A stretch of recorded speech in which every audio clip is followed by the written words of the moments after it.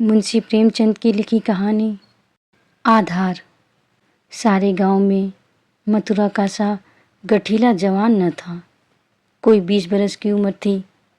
मसें भीग रही थी। गौएं चराता, दूध पीता, कसरत करता, कुश्ती लड़ता था और सारे दिन बांसुरी बजाता हाट में विचरता था। ब्याह हो गया था पर अभी कोई बाल बच्चा न था। घर में कई हल की खेती थी। कई छोटे बड़े भाई थे।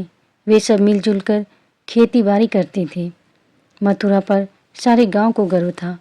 जब उसे जांघिए लंगोटे नाल या मुकदर के लिए रुपए पैसे की ज़रूरत पड़ती तो तुरंत दे दिए जाते थे। सारे घर की यही अभिलाषा थी कि मथुरा पहलवान हो जाए और अखाड़े में अपने सवाए को पछाड़े। इस लाड प्यार से मथुरा जरा टर्रा हो गया था। गाय किसी के खेत में पड़ी है और आप अखाड़े में दंड लगा रहा है। कोई उलाहना देता तो उसकी त्योरियां बदल जाती। गरज कर कहता, जो मन में आए कर लो। मथुरा तो अखाड़ा छोड़कर हाँकने न जाएंगे। पर उसका डील डौल देखकर किसी को उससे उलझने की हिम्मत न पड़ती। लोग गम खा जाते। गर्मियों के दिन थे। ताल तलैया सूखी पड़ी थी। जोरों की लू चलने लगी थी। गांव में कहीं से एक सांड आ निकला और गौओं के साथ हो लिया। सारे दिन गौओं के साथ रहता। रात को बस्ती में घुस आता और खूंटों से बंधे बैलों को सींगों से मारता।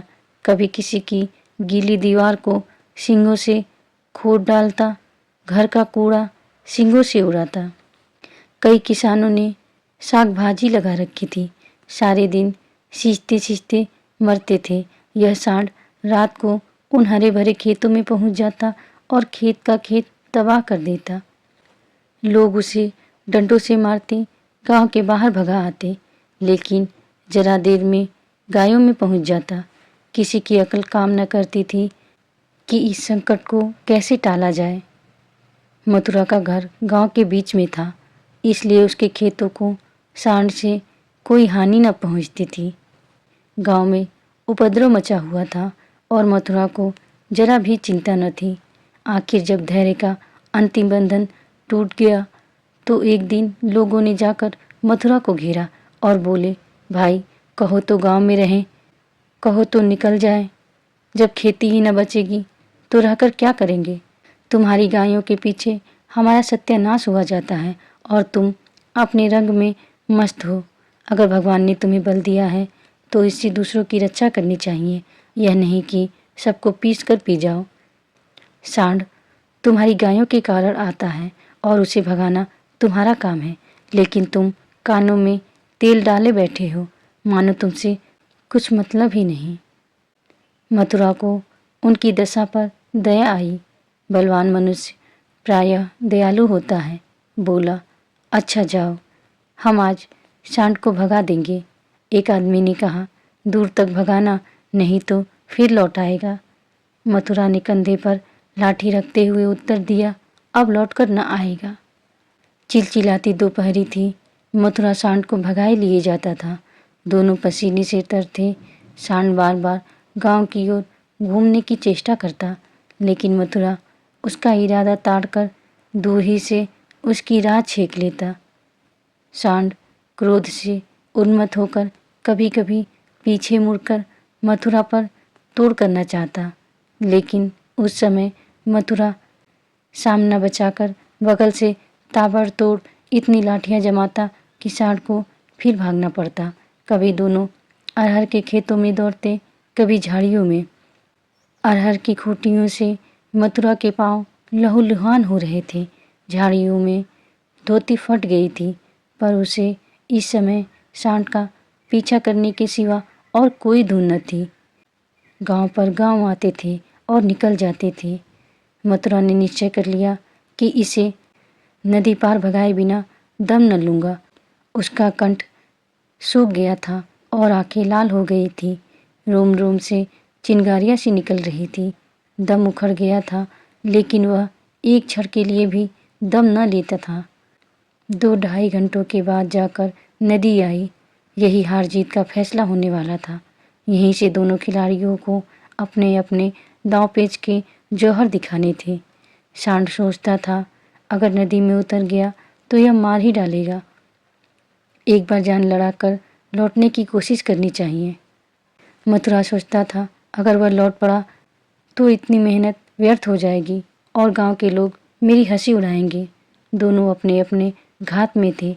सांड ने बहुत चाहा कि तेज दौड़कर आगे निकल जाऊं और वहां से पीछे को फिरूं, पर मथुरा ने उसे मुड़ने का मौका न दिया। उसकी जान इस वक्त सुई की नोक पर थी। एक हाथ भी चुका और प्राण भी गए। जरा पैर फिसला और फिर उठना नसीब न होगा। आखिर मनुष्य ने पशु पर विजय पाई और सांड को नदी में घुसने के सिवा और कोई उपाय न सूझा। मथुरा भी उसके पीछे नदी में बैठ गया और इतने डंडे लगाए कि उसकी लाठी टूट गई। अब मथुरा को जोरों से प्यास लगी। उसने नदी में मुंह लगा दिया और इस तरह हौंक हौंक कर पानी पीने लगा मानो सारा नदी पी जाएगा। उसे अपने जीवन में कभी पानी इतना अच्छा न लगा था और न कभी उसने इतना पानी पिया था। मालूम नहीं 5 सेर पी गया या 10 सेर, लेकिन पानी गर्म था। प्यास न बुझी। जरा देर में फिर नदी में मुंह लगा दिया और इतना पानी पिया कि पेट में सांस लेने की भी जगह न रही। तब गीली धोती कंधे पर डालकर घर की ओर चल दिया। लेकिन 10 की 5 पग चला होगा कि पेट में मीठा मीठा दर्द होने लगा। उसने सोचा, दौड़कर पानी पीने से ऐसा दर्द अक्सर हो जाता है, जरा देर में दूर हो जाएगा। लेकिन दर्द बढ़ने लगा और मथुरा का आगे जाना कठिन हो गया। वह एक पेड़ के नीचे बैठ गया और दर्द से बेचैन होकर जमीन पर लुटने लगा। कभी पेट को दबाता, कभी खड़ा हो जाता, कभी बैठ जाता, पर दर्द बढ़ता ही जाता था। अंत में उसने जोर जोर से कराहना और रोना शुरू किया, पर वहाँ कौन बैठा था जो उसकी खबर लेता। दूर तक कोई गांव नहीं, न आदमी न आदमजात। बेचारा दोपहरी के सन्नाटे में तड़प तड़प कर मर गया। हम कड़े से कड़ा घाव सह सकते हैं, लेकिन जरा सा भी व्यतिक्रम नहीं सह सकते। वही देव का सा जवान जो कोसों तक सांड को भगाता चला आया था, तत्वों के विरोध का एक बार भी न सह सका। कौन जानता था कि यह दौड़ उसके लिए मौत की दौड़ होगी। कौन जानता था कि मौत ही सांड का रूप धरकर उसे यूं नचा रही है। कौन जानता था कि जल जिसके बिना उसके प्राण ओठों पर आ रहे थे, उसके लिए विष का काम करेगा। संध्या समय उसके घर वाले उसे ढूंढते हुए आए। देखा तो वह अनंत विश्राम में मग्न था। 1 महीना गुजर गया। गांव वाले अपने काम धंधे में लगे। उसके घर वालों ने रो धोकर सब्र किया, पर अभागिनी विधवा के आंसू कैसे पूछते। वह हरदम रोती रहती। आंखें चाहें बंद भी हो जाए, पर हृदय नित्य रोता रहता था। इस घर में अब कैसे निर्वाह होगा, किस आधार पर जीऊंगी। अपने लिए जीना या तो महात्माओं को आता है या लंपटों को ही। अनूपा को यह कला क्या मालूम। उसके लिए तो जीवन का एक आधार चाहिए था, जिसे वह अपना सर्वस्व समझे, जिसके लिए वह जिए, जिस पर वह घमंड करे। घर वालों को यह गवारा न था कि वह कोई दूसरा घर करे। इसमें बदनामी थी। इसके सिवा ऐसी सुशील, घर के कामों में कुशल, लेन देन के मामलों में इतनी चतुर और रंगरूप की ऐसी सराहनीय स्त्री का किसी दूसरे के घर पड़ जाना ही उन्हें असह्य था। उधर अनूपा के मैके वाले एक जगह बातचीत पक्की कर रहे थे। जब सब बातें तय हो गई तो एक दिन अनूपा का भाई उसे विदा कराने आ पहुंचा। अब तो घर में खलबली मची। इधर कहा गया, हम विदा न करेंगे। भाई ने कहा, हम बिना विदा कराए मानेंगे नहीं। गांव के आदमी जमा हो गए। पंचायत होने लगी। यह निश्चय हुआ कि अनूपा पर छोड़ दिया जाए, जहाँ जी चाहे रहे।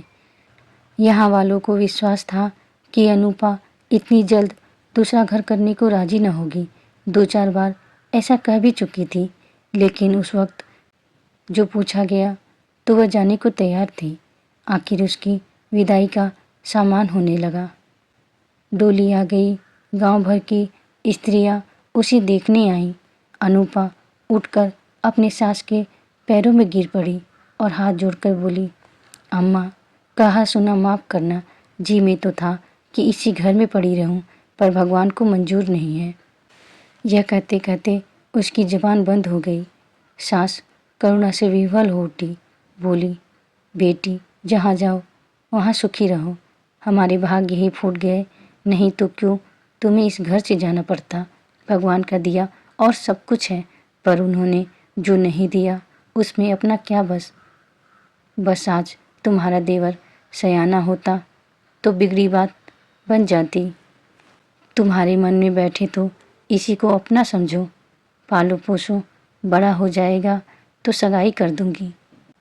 यह कहकर उसने अपने सबसे छोटे लड़के वासुदेव से पूछा, क्यों रे, भौजाई से शादी करेगा? वासुदेव की उम्र 5 साल से अधिक न थी। अब कि उसका ब्याह होने वाला था। बातचीत हो चुकी थी। बोला, तब तो दूसरे के घर न जाएगी ना? माँ, नहीं, जब तेरे साथ ब्याह हो जाएगी तो क्यों जाएगी? वासुदेव, तब मैं करूँगा। माँ, अच्छा, उससे पूछ, तुझसे ब्याह करेगी? वासुदेव अनूपा की गोद में जा बैठा और शर्माता हुआ बोला, हमसे ब्याह करोगी? यह कहकर वह हंसने लगा, लेकिन अनूपा की आंखें डबडबा गई। वासुदेव को छाती से लगाते हुए बोली, अम्मा, दिल से कहती हूँ। सास, भगवान जानते हैं। अनूपा, आज यह मेरे हो गए? सास, हाँ, सारा गांव देख रहा है। अनूपा, तो भैया से कहला भेजो, घर जाएं। मैं उनके साथ न जाऊंगी। अनूपा को जीवन के लिए आधार की ज़रूरत थी। वह आधार मिल गया। सेवा मनुष्य की स्वाभाविक वृत्ति है। सेवा ही उसके जीवन का आधार है। अनूपा ने वासुदेव का लालन पोषण शुरू किया। उपटन और तेल लगाती, दूध रोटी मल के खिलाती। आप तालाब नहाने जाती तो उसे भी नहलाती, खेत में जाती तो उसे भी साथ ले जाती। थोड़े ही दिनों में उससे हिल मिल गया कि एक क्षण भी उसे न छोड़ता। माँ को भूल गया। कुछ खाने को जी चाहता तो अनूपा से मांगता। खेल में मार खाता तो रोता हुआ अनूपा के पास आता। अनूपा ही उसे सुलाती, अनूपा ही जगाती। बीमार हो तो अनूपा ही गोद में लेकर बदलू वैद्य के घर जाती और दवाएं पिलाती। गांव के स्त्री पुरुष उसकी यह प्रेम तपस्या देखते और दांतों उंगली दबाते। पहले विरले ही किसी को उस पर विश्वास था। लोग समझते थे 1-2 साल में इसका जी उब जाएगा और किसी तरफ का रास्ता लेगी। इस दुधमुहे बालक के नाम कब तक बैठी रहेगी। लेकिन यह सारी आशंकाएं निर्मूल निकली। अनूपा को किसी ने अपने व्रत से विचलित होते न देखा। जिस हृदय में सेवा का स्रोत बह रहा हो, स्वाधीन सेवा का, उसमें वासनाओं के लिए कहाँ स्थान। वासना का वार निर्मम, आशाहीन, आधारहीन प्राणियों पर ही होता है। चोर की अंधेरे में ही चलती है, उजाले में नहीं। वासुदेव को भी कसरत का शौक था। उसकी शक्ल सूरत मथुरा से मिलती जुलती थी। डील डोल भी वैसा ही था। उसने फिर अखाड़ा जगाया और उसकी बांसुरी की तानें फिर खेतों में गूंजने लगी। इस भांति 13 वर्ष गुजर गए। वासुदेव और अनूपा में सगाई की तैयारी होने लगी। लेकिन अब अनूपा वह अनूपा न थी जिसने 14 वर्ष पहले वासुदेव को पति भाव से देखा था। अब उस भाव का स्थान मातृभाव ने ले लिया था। इधर कुछ दिनों से वह एक गहरी सोच में डूबी रहती थी। सगाई के दिन जो जो निकट आते थे उसका दिल बैठा जाता था। अपने जीवन में इतने बड़े परिवर्तन की कल्पना से ही उसका कलेजा दहक उठता था। जिसे बालक की भांति पाला पोसा, उसे पति बनाते हुए लज्जा से उसका मुख लाल हो जाता था। द्वार पर नगाड़ा बज रहा था। बिरादरी के लोग जमा थे। घर में गाना हो रहा था। आज सगाई की तिथि थी। सहसा अनुपा ने जाकर सास से कहा, अम्मा, मैं तो लाज के मारे मरी जा रही हूँ। सास ने भौचक्की होकर पूछा, क्यों बेटी, क्या है? अनुपा, मैं सगाई न करूँगी। सास, कैसी बात करती है बेटी, सारी तैयारी हो गई, लोग सुनेंगे तो क्या कहेंगे? अनुपा, जो चाहें कहें, जिनके नाम पर 14 वर्ष बैठी रही, उसी के नाम पर अब भी बैठी रहूँगी। मैंने समझा था मर्द के बिना औरत से रहा न जाता होगा। मेरी तो भगवान ने इज्जत आबरू निभा दी। जब नई उम्र के दिन कट गए तो अब कौन चिंता है? वासुदेव की सगाई कोई लड़की खोज कर दो। जैसे अब तक उसे पाला, उसी तरह अब उसके बाल बच्चों को पालूंगी। आप सुन रहे थे मुंशी प्रेमचंद की लिखी कहानी आधार। कहानी के बारे में अपनी राय ज़रूर बताएं। कहानी सुनने के लिए धन्यवाद।